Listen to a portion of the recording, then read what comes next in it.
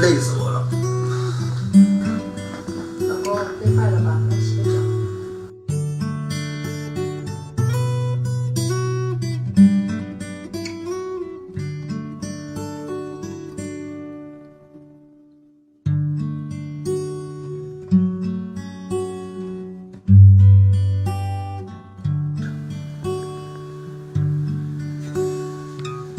宝贝儿，这是我出差回来给你买的裙子。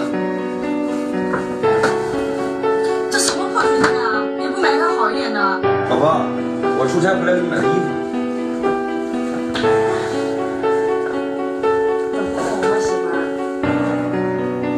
宝贝儿，这5000块钱你先拿着花，下个月我再给你啊。就这点钱啊，都不够我1个礼拜用的。老婆，给你1000块钱，这个月的零花钱。老公，你赚钱那么辛苦，给我500就够了。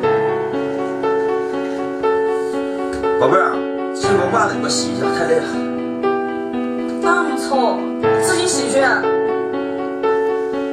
老婆，男人别让爱着你的女人哭，有你爱着我，才是我今生最大的幸福。